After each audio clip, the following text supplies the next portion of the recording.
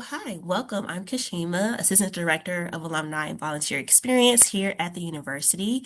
I'm excited to welcome you all to our Networking in the New Year series this month. And if you didn't know, this whole month we are planning a host of events in different cities as well as online to get our alumni to connect with each other in similar industries and backgrounds. And if you are interested in learning more about what those events entail and where they're located, I dropped the link there in the chat. So feel free to click on that link and register for any events that interest you. And today we are going to be kicking off networking in the new year with a webinar entitled Brand New You, facilitated by your fellow alumnus and career coach, Paige Williams. We are very excited to have her here today. She is going to show you all how to best define and communicate your personal brand with confidence. Um, so we're looking forward to that. Before we dive into today's discussion, I do want to highlight a few house rules. If you have any questions, please submit them through the Q&A box only, not the chat. That will be very helpful for us so we can address as many questions as possible during the end of the webinar. So again, if you can submit your questions through the Q&A box only, that'll be great. This session will be recorded and we will send a recording and any other additional resources to everyone who RSVP'd by Friday at the latest. So definitely feel free to keep an eye out for that in your inbox. And then after the webinar, a brief survey will pop up and we would love for everyone to complete this survey. And this is a great way for us to hear from you and you tell us what you're interested in hearing in our next webinar in the future. All right, so with that said, please welcome Paige. Hi, everyone. Thank you so much for joining me here today. My name is Paige Williams, and I'm a career coach, advisor, HR leader, and founder of Your Career Mentor. I'm also a proud double maroon, as Kashima mentioned. I received my BA in psychology and comparative human development, as well as my master's in public policy here. And I'm really thrilled to be here with you today for a session that's all about personal branding, how we define it, how we express it, and how to make it feel authentic, even if you don't consider yourself the type of person who typically self promotes. So, before we jump in, I'd like to take an informal poll. Can you put in the chat if you feel like you already have a brand or a personal brand, even if it isn't fully developed? Can you put yes brand in the chat? And if you feel like you don't already have a personal brand, can you put no brand in the chat? And I'm just curious to see where folks kind of see themselves. Oh, nice. Okay, we have a good mixture. Also, I always love presenting with this university audience because everyone participates. So thank you. All right. All right. So whether you recognize it or not, you already have a personal brand. And that's one thing I really want to start by grounding us in that truth. Whether or not you've ever thought about personal branding, whether or not you've set up a page on this social media site or that site, you already have some form of brand. Every time you walk into a room, for example, every time you join a meeting, every time you send an email or get introduced, people are forming impressions. A lot of times people just associate branding with self promotion, but it's more than that. Branding is not about being loud. It's not necessarily about presenting yourself perfectly or always promoting something. Branding is about intentional meaning. It's about what people associate with you when your name comes up. And those associations directly influence opportunities, who people recommend, who they trust, who they invite to conversations, whose perspectives they seek out. So, next, we're going to talk a little bit more about what do we mean by brand versus reputation or even resume, because I've heard people conflate each of these terms, or sometimes when we think of brand, we only think of the thing that we can look at, or the kind of concrete objects. When we mean brand, reputation, and resume, we're actually talking about three things that are all slightly different. So, um, your resume is a concrete item, it's a document, and it looks backward on your accomplishments. Your reputation is more abstract. It's not something that you can physically hold in your hands, but it's something that is with you and is shaped by others and their experiences with you. And your brand is kind of like a mix of both. There are some concrete or more tangible things from your brand that you can see and feel, but there are other abstract aspects of it. Your brand is both a mixture of what your intentions are in terms of which things do you want to highlight about yourself, your skills, your business, but it's also about how you actually go about implementing it as well. And ultimately, you choose your brand, or others will choose it by attempting to guess it for you.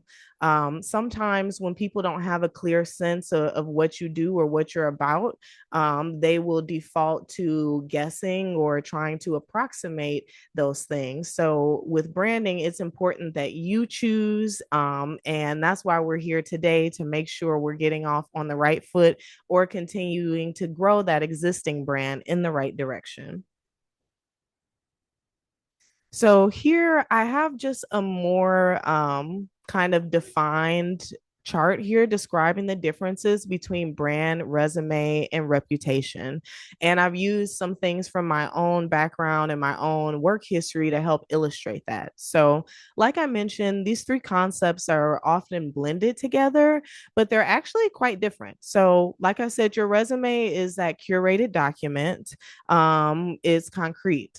So, for example, on my resume, I have entries that I was a people manager, I was a recruiting manager, and I was a senior manager of people and culture, or HR. Now, the reputation is abstract. It's what lives in other people's minds or conversations, and a little bit more of what others believe or say about you. So, for example, with me, some things that people who worked with me would often say is that I'm very curious, especially about people and people systems. I'm reliable and I'm team oriented. Now, the brand sits in between. So it is the decision of what I choose to shape and amplify, and how I describe it and share it with people. So for my brand, I choose to position it as something like, from recruiting to performance management, I'm the go to for building team culture through systems. So I'm not only describing a little bit of what I do, but also describing how I do it. So I manage performance and lead recruiting, by ensuring positive or well built team culture and ensuring well running systems. And again, I just want to emphasize it's important to think about what you want to put forward, what you want to emphasize with your brand, so that you're not just receiving whatever assumptions others put on you when they're getting to know you and your work. Next, I want to share a little bit more about why does personal branding matter for every person, whether you're an entrepreneur or an executive, or you're not planning on changing your career. Personal branding still matters for everyone. One of the main reasons why is because people form first impressions in under 1 second. So there's a research study from some Princeton psychologists that collected evidence that showed participants made consistent judgments about trustworthiness, competence, and likability in approximately 100 milliseconds. And while I wish we could all be evaluated more slowly, this study to me really illustrates the reality of how quickly people form impressions, which is why you want to have the things that you want to elevate, what you want to highlight already in mind and already working for you. Another reason why personal branding matters is kind of more practical and related to the job search for those who may be looking for new careers or new opportunities. Recruiters spend on average 6 to 7 seconds scanning a resume.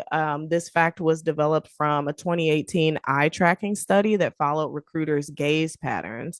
And they mentioned that on average, resumes were reviewed between 6 and 7 seconds before a decision was made. So, again, this isn't enough time to really explain yourself, but it is enough time for aspects of your brand to catch the recruiter's eye or for you to articulate a few of your value propositions at a glance. And I'll add here too, as a former recruiting manager, we were very firm on looking at resumes very efficiently. We had developed our entire staffing model and budget based on recruiters only spending a certain amount of time looking at resumes before moving on. And in my department, it was less than 2 minutes a resume, which still isn't a whole lot. Your brand helps others summarize and remember you. And without a clear brand, others will fill in the blanks themselves. Branding allows you to shape how you're perceived both before the interaction. So, even before they're looking at your resume, your brand could be working for you. And during the interaction, your brand could be working for you. And even after the interaction, the brand could be something that helps people think of you, whether you've left the meeting room or logged off of the Zoom call. Let's talk a little bit about what counts as a personal brand because I think so many times people think, oh, I need a website to have a brand or I need specific colors to have a brand. But really, at its core, a brand is about what people remember after meeting you. Maybe the types of things that people trust your expertise with, or the type of things that people ask you for help with, your tone, your energy, your presence, your digital footprint or lack of digital footprint, and your reputation, both in the rooms you're in and especially in the rooms you're not in. A common misconception is that a lot of people think that branding only shows up online. I think that your brand shows up most clearly in the human moments. So, what do people remember after a conversation with you? What types of insights are you known to contribute? How do you sound in meetings? Are you curious? Are you decisive? Are you supportive? Are you skeptical? Are you reliable?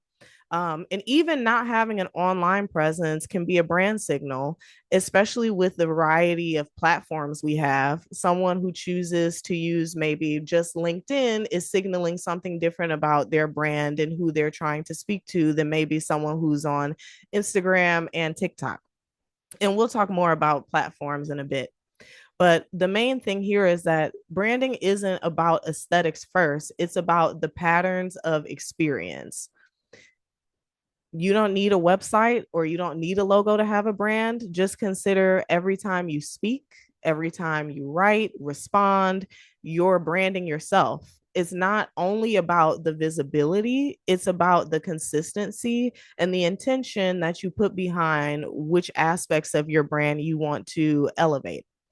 So the question isn't just, do I have a brand? It's, am I using that brand to my advantage?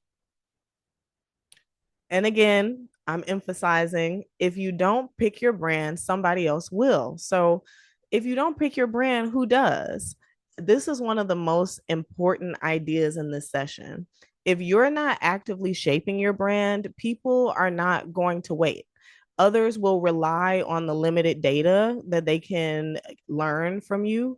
They'll use assumptions instead of being able to be a recipient of the intentional curation you've put out. They may take your silence as a signal, and branding is not something that you should opt into later. You're already branded, and the question is just whether or not you've taken the steps to make it intentional and make it work for you. So let's talk a little bit now about what makes a brand feel distinct. Now that we know a bit of the differences between a resume and a brand, we know why branding is important. what makes a brand feel distinct? So, a really strong brand will emphasize what's unique, not what's standard. And one example I like to use to describe this to the clients I work with is think of your favorite hotels. So, at its core, the function of a hotel is a place that you can stay when you're away from home, meaning they all have beds, they all have pillows, they all have bathrooms, and the majority of hotels have the majority of the same core features, but they don't focus on talking about the beds, talking about that they all have toilets, talking about that they all have toilet paper. They highlight what sets them apart. And that's what determines how you perceive these hotel brands. Each of them chooses a different language. They may have different check in experiences. They may accentuate different aspects on their website or even use different imagery and fonts, and they're trying to communicate a particular vibe for their brand. And you don't have to list everything you do to communicate that particular vibe. That's why I like this hotel example, because even though many of us as employees have some of the same core skills, especially in a space where many people have degrees, or you may have others who have the same title with you at work, it's not just about highlighting everything you do, but it's choosing what to emphasize. So let's take a deeper step into this hotel metaphor. Here are four different hotel brands that I'm going to talk through a bit to help illustrate more of this branding metaphor. So, like I mentioned, each of these hotels has beds, they have pillows, they have bathrooms, they have towels and toilet paper, but they choose to accentuate the thing that makes them different. You can see it in the imagery, but also in the words they choose to describe themselves. So, starting with the Ritz Carlton, you can see their logo is a lot more kind of refined, more serious looking. And their tagline is, "We are ladies and gentlemen serving ladies and gentlemen." In that quote, they're emphasizing their elite service, not just the luxury decor, although the luxury decor is certainly visible on their website. Whereas in contrast, the Ace Hotel brand, which for those not familiar, Ace Hotels are marketed more towards travelers, and it's kind of advertised as a more energetic, upbeat type of vibe. They often have bars and exciting locally inspired culinary choices in those hotels. So their quote is, "For the creatively inclined traveler who wants local flavor." And this is a screenshot I grabbed from their website that says, "Welcome to Ace Hotel." And image is from this image is from the back of an employee shirt that says "a friendly place." So, unlike the Ritz Carlton, where the emphasis is more on the elite service, the Ace Hotel is emphasizing the local connections, the exciting flavors, the creativity, and more of a friendly, slightly more approachable feel. In contrast, we have Element by Weston. And if you haven't heard of this particular sub brand of Weston, they are focused on sustainability, kind of health, having eco friendly facilities, and overall wellness. And you can see in the colors they're picking kind of a lighter green, lowercase font. And their quote is, "Sustainable design, healthful food, and active lifestyle." Again, emphasizing all around wellness and eco consciousness with how they're framing both their logo, but then also how they describe themselves. And lastly, we have Motel 6, which is pretty a pretty common brand known for being more accessible, casual, simple, and dependable. Their tagline is, "We'll leave the light on for you." And that to me just really emphasizes that affordability, that dependability. You can count on them, and it's going to be maybe a no frills process in terms of engaging with the hotel. Keep in mind, none of these hotels mention beds. None of them mention, oh, yeah, we have beds here. None of them mention, oh, yeah, we have toilets here. Oh, yeah, we have toilet paper. They are emphasizing the few things that really differentiate them from other hotels. And that's kind of the mindset we should have with a brand. So, another participation prompt I have for everyone in the chat is, if you were a hotel, what would your brand vibe be? Drop one word or two words to describe if you were a hotel branding yourself. What vibe would you choose to describe yourself? Let's see. Full service. Oh, that's a good one. Relaxing environment, tidy, inclusivity, creative, global, eclectic. I love it. Reliable, dependable, creative, minimalist, and soothing. Oh, you guys are catching on so fast. Love it. All right. So now that we've talked a little bit more about the core of differentiating yourself through your brand, let's talk about some other things you should consider when shaping your brand. A couple questions you should ask yourself when shaping your brand is, what do I want my brand to do for me this year? And one of the reasons why I'm time bounding it to this year is because you will hopefully live a really long and varied life. What you start doing for your career or what your passions are 2 years out of college may change 10 or 15 or 20 years out of college. And you evolve as a human, you learn new things, you develop new interests. So, what you want to achieve with your brand, if 20 years in the workforce may be different than what you want to achieve with your brand 10 years in the workforce. So when I consider shaping brands, I first start thinking about in a shorter term, what do I want my brand to do for me this year? Do you want it to attract new clients? Do you want it to signal to your existing team your leadership potential? Do you want to reinforce your value as you're shifting industries? Next, ask yourself, what am I already known for? And do I want to keep that? So sometimes you may find yourself the go to for a particular topic at the office, or you may find that your friends and family frequently ask you for advice on a particular topic. If you're not sure where to start shaping your brand, ask some friends and family members, what do you know me for? What would you trust me to give advice about? And that's kind of what the third question is about. What expertise am I ready to share? So it's not just what people ask me to share about. You get to choose. Do I like talking about that? Do I enjoy continuing to engage in those conversations? Um, I like to ask clients, what topics get you fired up? Where do you have really strong, sharp opinions? And lastly, what conversations do I want to be invited into? That's a really great indicator of direction to start taking your brand in. Think about networking, especially with the networking in the New Year series coming up. When you're meeting individuals, people may be there with all different kinds of industries and backgrounds. Which industry conversation would you like to join in? Which group of experts would you like to sit near and maybe exchange opinions with? And that can help you start figuring out, oh, I'm interested in this topic, or I have a lot of thoughts about this topic, or I'm ready to share my expertise with this kind of circle.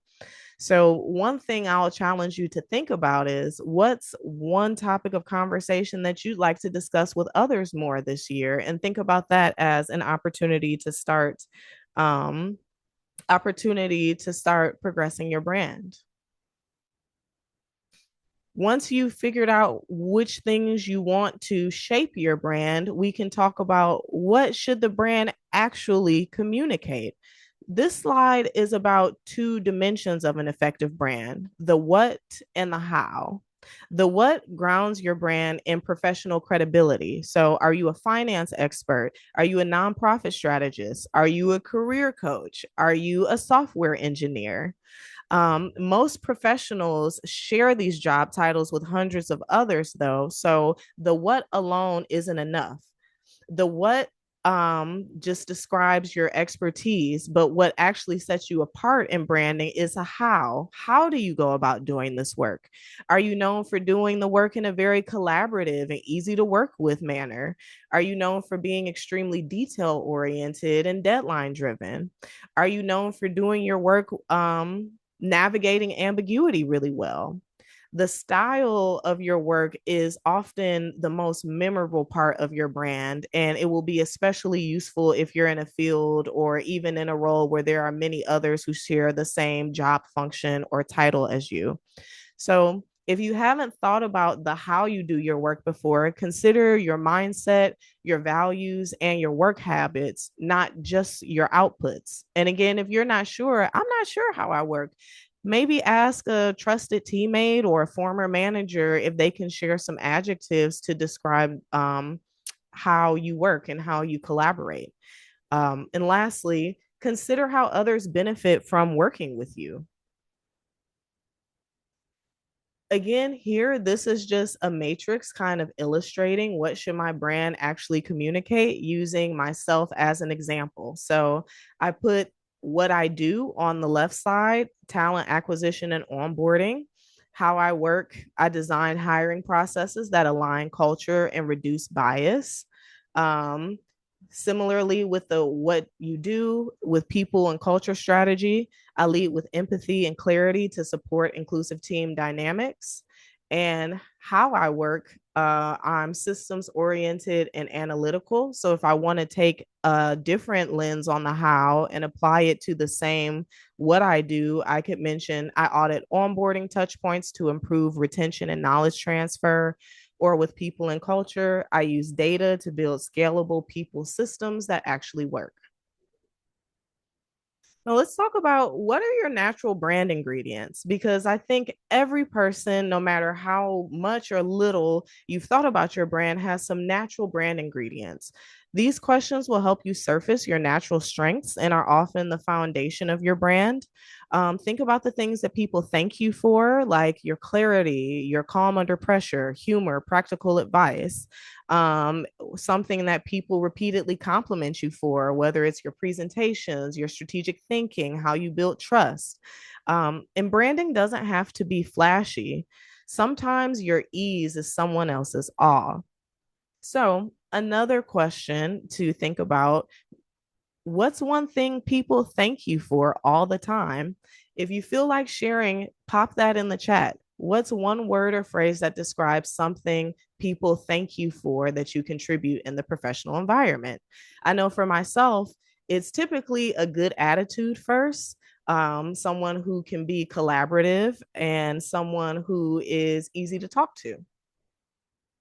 Now let's get into some good branding examples. And I have some treats because they're both alums.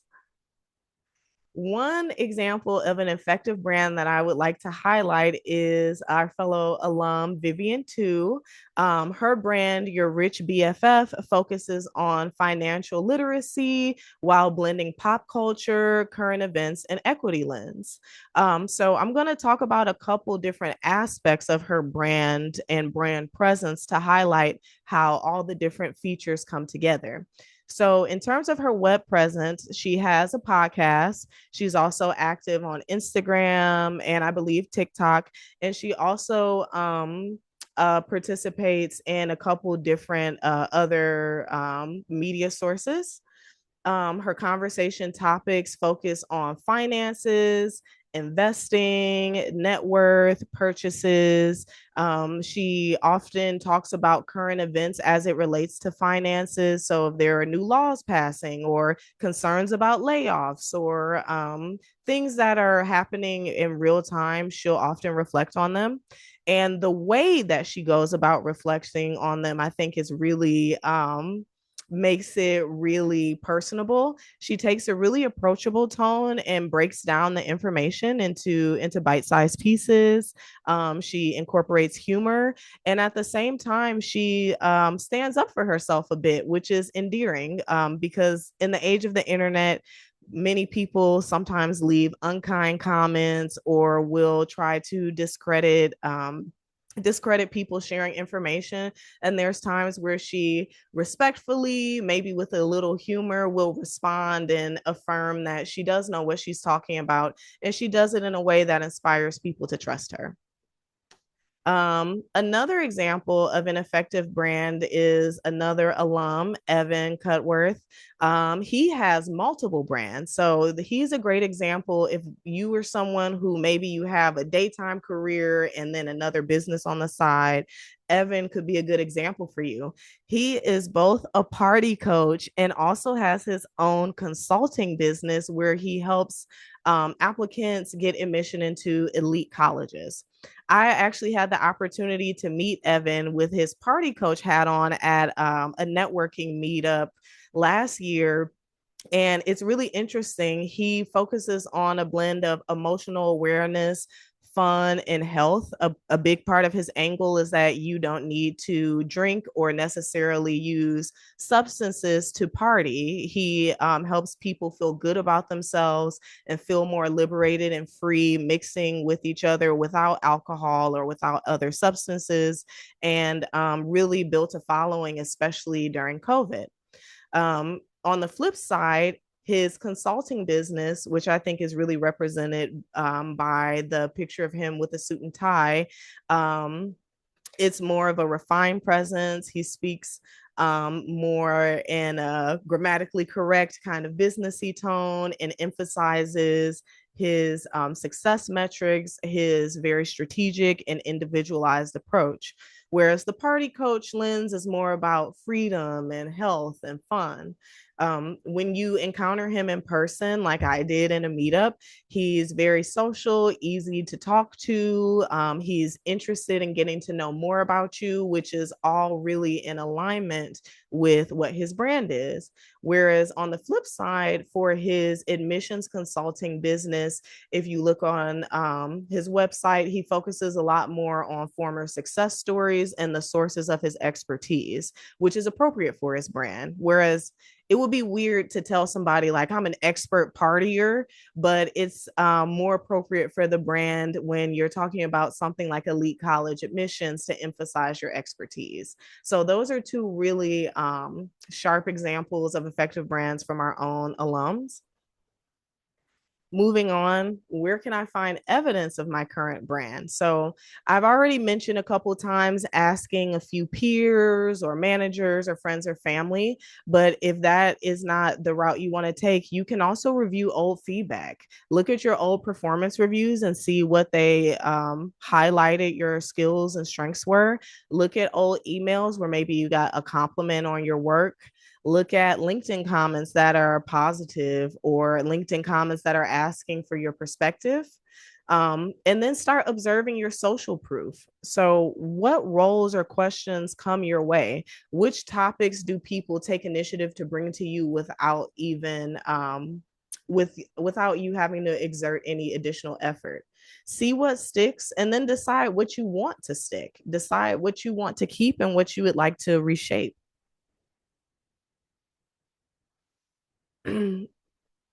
Let's see.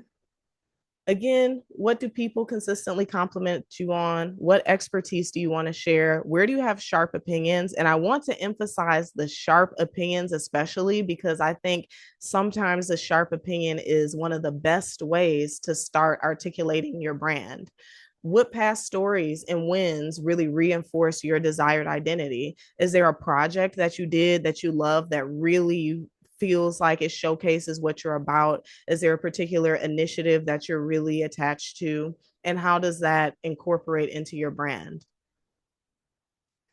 Now let's talk a little bit about what makes a brand bad, or in my opinion, just confusing. I think that brands are so subjective and sometimes have different goals. I hesitate to just call a brand flat out bad, but I think brands are ineffective when they're confusing. So, a confusing brand doesn't necessarily mean you're doing something wrong, but it does mean that people don't know how to remember you. When there's no clear message, it can really lead to a lot of guesswork or misalignment or missed opportunities. And this is true for both individuals and companies or organizations. One example I think of a lot is Twitter's rebrand to X. So that's why I have this graphic here with the former bird and the X over it. Overnight, one of the world's most recognizable digital brands changed its name. It changed its logo with very little explanation or rationale. Some of the functionality changed and some functions didn't. Users were confused. What was X supposed to be now? And what were the intentions behind all these shifts? As a result, if people were unclear, they were fragmented, and the brand value dropped significantly. There's, articles estimating the millions or maybe even billions that the brand value dropped when this shift changed, and alongside a bunch of other platform issues. My point here is that your brand doesn't need to be perfect, but it does need to be coherent. Don't confuse your audience, guide them to the highlights that you want them to see. Now, where does this branding show up? In person, like we mentioned, how you work, how you talk, how you communicate with superiors and subordinates, how you listen, share, follow up. Which questions do you ask? Online, your profiles, your posts, your comments, and even which platform you choose to get on. How do you respond to positive or negative comments? How frequently you post. In one on one interactions, your branding can show up in what you choose to talk about, or in design, it could reflect in your visual choices like your headshot or even the color scheme or design of your resume, your website, or social media profiles. And where should your brand live? You should choose platforms that align with your audience. So, LinkedIn has a different audience than TikTok, which has a different audience than Substack. And each of those platforms have different norms that follow. Don't feel like you have to be on every single platform. Pick one with intention that aligns with the audience you're trying to reach or that feels more authentic to you and your presence. And if you're not on a platform at all or don't want to use one, just consider how you can use your resume, your email, or even the documents and PDFs you send with intention. How do you evolve your brand over time? I recommend revisiting your brand at least every 6 to 12 months. That allows you to continuously reflect, especially as you grow, you get new skills, your goals shift. Continuously update your language and visibility points and focus on alignment, not reinvention. Small shifts in language, emphasis, or tone can go a long way without you having to completely do something brand new. Now, if you want a little bit more assistance on how to refine your brand, I have a freebie for you that'll be available after the webinar. Here on the right, I have a brand builder worksheet that I'll share the link to after the webinar that goes through some of the same questions I referenced on these sides, and you can fill in what's right for you and use that as an outline or foundation. But other steps you can take to refine your brand this month are Googling yourself. What shows up when you Google yourself? Do you like that? Read your last 5 emails professionally or last 5 messages. Do they match your brand? Or is the tone aligned with the tone you want to be known for? Are you sharing the information that highlights your expertise appropriately? You can identify and update those traits and document them here on the worksheet, like I mentioned.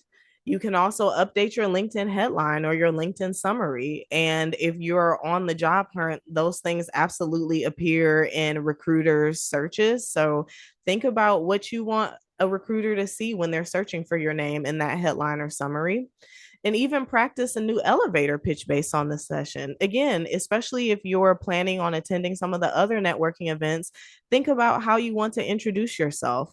Which project do you want to reference, or what kind of work might be the best thing for you to initiate the conversation with? You don't need a full strategy deck. You can start really simply, but you do need to know how you're being perceived. And this type of miniature audit can give you a very good view into your quick wins and show you where small tweaks will make a big impact. All right. So we are almost just about wrapped up. Before we get to the questions and answers, I'd like to thank everyone again for joining today. I really hope this helped you see personal branding in a new, more empowering, and ultimately a more accessible way. If you want to dive deeper, you can download the worksheet at the Your Career Mentor site. You can scan the QR code to open the site or input the web address as listed. If you scroll down, there's a big orange button that says download the brand builder sheet that you can use to access. I'd also like to highlight a little bit more about Your Career Mentor. If you want to hear more or enjoy this session, I offer both individual coaching, whether you're navigating a job search, prepping for interviews, negotiating salary offers, or advocating for yourself. I also do group services, workshops on professionalism, and one of my favorites, anti jerk manager training. There's a place on my website where you can anonymously nominate your employer if you think this may be a training that could benefit them. Additionally, group level salary and negotiation strategies, as well as professional self esteem and team building. Because one of the things I really emphasize in Your Career Mentor is that everyone has something special to offer, but oftentimes people are so humble, especially with the U Chicago alums I work with. Sometimes we're so humble, we don't claim that expertise, and it can be confusing instead of coming off as humble. So I work with folks too on professional self esteem building and team building.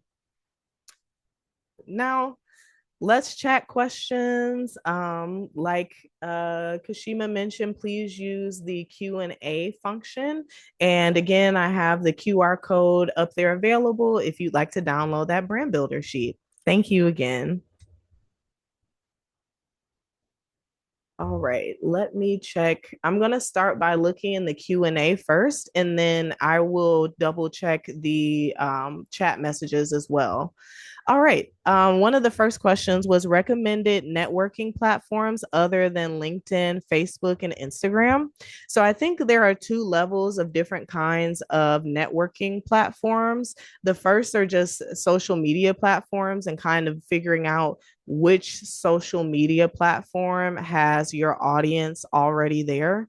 So I'm going to jump back a few slides to show this same chart here. I would think about are you going for more of a professional view? Maybe pick LinkedIn. If you're thinking of just general discoverability, maybe TikTok, but also there can be specialist type groups or circles. So, for example, if you are looking for folks focused on public speaking, maybe the platform doesn't matter as much as you getting connected with a Toastmasters group, or maybe it's about making an in-person connection or asking for an introduction and then having proof of your own platform in the sense of your website or your own media available. So I would think of networking platforms both as social media platforms, assuming that you're going to interact, leave comments, and speak to folks, etc. But then I would think of platforms related to you and your industry. So, like if you're an engineer, is there an engineering society that would be a great networking opportunity if you make a profile on the engineering society's website, for example? All right. Recommend a bio in addition to a resume and good sources for cover letters. One thing I'll recommend too is as alums, we are still welcome to use the resources from University of Chicago Career Advancement. And if you go to the University of Chicago Career Advancement website, they have a resume and cover letter toolkit that includes a downloadable template that you can use, an instructional guide with examples, as well as a cover letter instructional guide and a couple different examples there. So I would recommend looking at those guides from the Career Advancement website because they have really, really strong, well written out examples.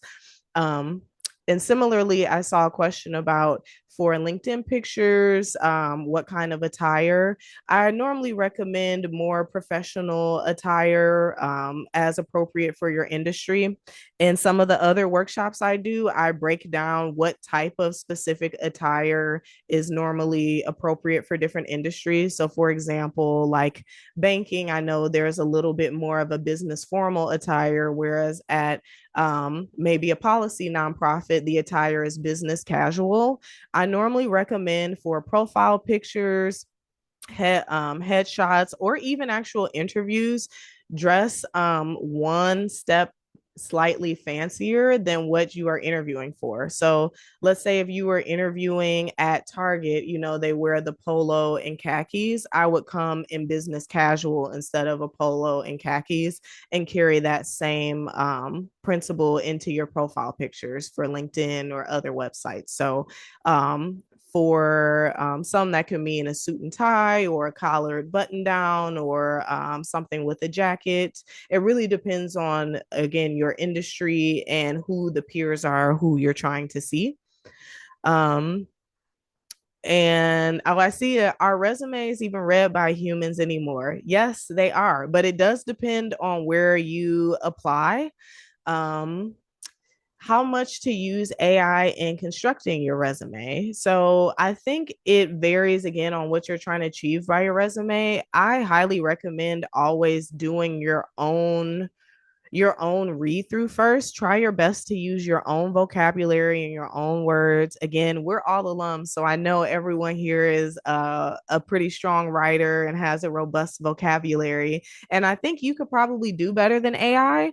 One thing that I would consider thinking about using AI for is after you have that first draft of your resume done, if there's a particular opportunity you're applying for, I would recommend copying the whole job description and then comparing which parts of this job description are not highlighted by my current resume. Or sometimes asking ChatGPT, if you use AI, can you give me a score out of 100? What's the alignment right now between the things on my resume and this job description? But if you do that, make sure you don't paste in like your personal identifying information. Try to just use the wet bullets.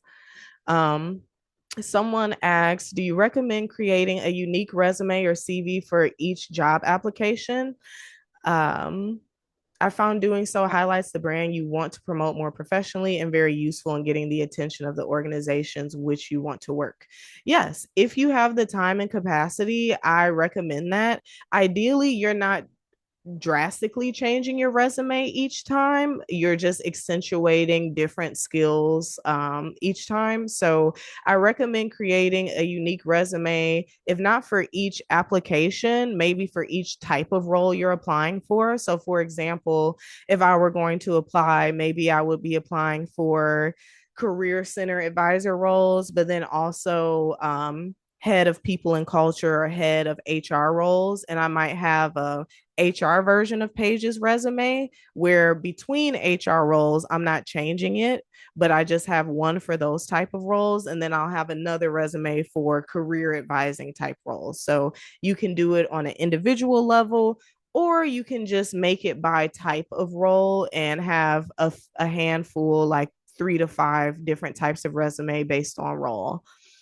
Um, I'm going to check the chat as well for a couple other comments. Oh, great. Someone asked about, oh, thank you for putting the link in, Kashima, how to download the worksheet. You can go on my site and you'll see the big orange button there that says download the sheet. Would recommendations on your LinkedIn profile help promote the more intangible aspects of one's brand? Yes. And in fact, if you collaborate with someone or if someone has a positive experience with you, I definitely recommend asking them for a recommendation. I've done that where if I'm working with a client and they say, "Man, Paige, I had such a great time with you. I had such a great time with you. If there's anything I can ever do to help you out, please let me know." I'll immediately ask, "Are you on LinkedIn? If so, do you think you could leave a comment about your experience working with me?" And you can actually go on LinkedIn and invite the other person to leave a recommendation about you. And I've personally heard clients say, "Oh, I saw a recommendation from this person and it made me feel really good," or "I saw this recommendation and it made me feel like I could work with you." Another question is, how can one promote one's brand if one is more of a behind the scenes kind of person? So that's a great question. I think in that particular case, it's less about the visible aspects of being on social media platforms and more about being very clear on how you're going to describe your contributions and how you're going to lead conversations to the topics you want to discuss. So I'll give an example. In addition to your career mentor, I own an alcohol business as well. Those are vastly different from each other. Depending on which space I'm going into and what my goals are for the year between the two businesses, when people ask me what I do, I will pick a different answer and make that the focal point of the conversation. So, for example, I went to a beverages conference called Spirits on the Rise. When I was there, I was all about talking about the science of my product, why it's special, the work I put into it, and really emphasizing that. When I come into this space, I'm emphasizing my people experience, my HR experience, my recruiting experience, and leading and focusing the conversation around that. So, if you are not somebody who's planning to be very visible on platforms, you can still be strategic with your branding by planning how you want to converse about the aspects that you want others to notice. And it really starts with your introduction. So, when people ask, "Oh, what do you do?" thinking about what your response to that is, and if, are there ways you can tweak it or shift it to really emphasize the things you want to be highlighted in the conversation or highlight your expertise in a particular way. um Someone else asked, does what one's resume look like matter that much anymore? We all upload our resumes when applying for jobs. Yes, they do, because depending on the type of role, especially when you get into more executive type roles or sometimes specialty roles, because they're often seeking a very small amount of people to fill that role, sometimes one person, they will normally have a recruiting or executive search professional assigned, and that professional will be reviewing resumes by hand. And I know from my recruiting management experience, that's pretty common where some director level positions and above, we didn't even want to just feed them through our system. We wanted multiple sets of eyes looking on them. Whereas when we were hiring maybe entry level management trainees, we had them upload the resumes through the system. So I think that kind of highlights the differences between when the resume matters a little bit more, depending on where you are in your career and the roles you're reaching for. I do think the way it looks, and side tip two for applicant tracking systems as well, is not so much about how it looks, but the readability. So, for example, a single column resume reads through applicant tracking systems with a lower likelihood of interpretation errors than a resume that maybe has two columns or two columns and your headshot on it. So when we think about the look, it's not just the aesthetic, but also the formatting that allows it to be parsed by these systems. Um, Someone mentioned, if I'm entering grad school, can I still build a brand? Yes. And you can actually do it while you're in grad school as you introduce yourself to your classmates. You can share the things you're curious about. You can offer to share your expertise in certain spaces and also follow up with those who are interested in the same things as you, and even the different events you choose to attend or invite others to in that highly collaborative space of grad school can definitely still be a part of your brand. Someone asked, so this is a great question. What would you recommend for someone who has been pigeonholed? I have broad experience within my field, but I get the sense I'm not considered for roles that are broader than my current role and responsibility area. That's a great question. One way that you can start getting out of that pigeonhole is to start engaging in other conversations about other forms of work and start demonstrating your capability in other areas. So, for example, years ago when I worked at an industrial supply company, I was assigned to the products team, but I'm very, very, very curious about people. So one of the first things I did was volunteer to be on an interview team. And then after I asked a mentor about starting a discussion group and solicited different perspectives and put together an agenda of different questions that we were going to talk about in this discussion group. And then it wound up becoming a discussion series. And I was able to infuse a lot of my people focused expertise despite having a job function that focused on products. And after a couple months of that, the next time it was time for me to be considered to a new role, that's why they moved me to recruiting because of that expertise I had demonstrated. So if you are not able to demonstrate the range of your expertise in paid positions, I would consider, are there other ways, whether maybe mentoring a younger colleague or volunteering to help with a project at work, or just starting to share your perspective more. For example, writing posts on LinkedIn or writing on Substack. As well as just contributing to other conversations going on. Part of that, though, involves knowing which conversations are going on, which involves networking, asking folks what's on their mind, what challenges are maybe happening on their teams before you jump in. And oh yes, somebody mentioned speaking up in meetings. Thank you, Rosemary. That is an excellent point. Speaking up in meetings. If you have expertise to share, even if it's not your assigned topic, if it's appropriate in the meeting, absolutely speak up and share what you know. Let me see if there are any more questions. Yeah. Okay, I think we might have time. Kashima, do we have time for one more or should I wrap up Yeah. here? We have time for one more question. Okay. Someone asked, are there any tips to adjusting or maintaining your brand during sabbatical or temporary personal break? What is important when crafting your brand when preparing to return to the workforce full time after such a break? That's a great question. And I'm glad you asked because I have personal experience. I going on like a 5 month leave.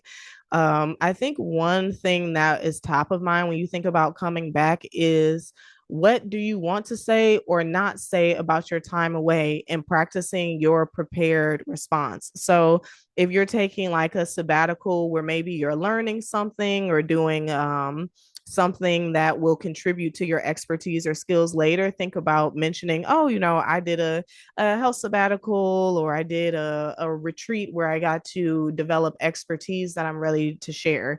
Whereas in other cases, maybe if it's more of a health leave or a medical leave, you may want to keep it more private and think about how do you describe that and how do you transition into the other aspects of the conversation. So for example, for my health leave, I didn't want anybody to know what I was doing because it was private, but I would say I needed time to rejuvenate and focus on my health. And now I'm feeling really refreshed and ready to work on this next product launch. And that focuses on what I'm ready to do rather than what I was doing. And lastly, you want to think about again how you reference that on your resume as well, depending on the time period. Do you want to call that out or do you want to leave that off? Because with a brand, you get to decide. And that's one of the best parts for me. um Okay, I know we have even more questions than I can get to. I apologize if I couldn't get to you. If you'd like to speak with me further, Kashima's provided the links to my website that also feature ways to get in contact with me, as well as the downloadable worksheet. And like she mentioned, a recording of this will be shared later. Thank you again for joining and being the best participants a facilitator could ask for. I hope all of you have a great rest of your day.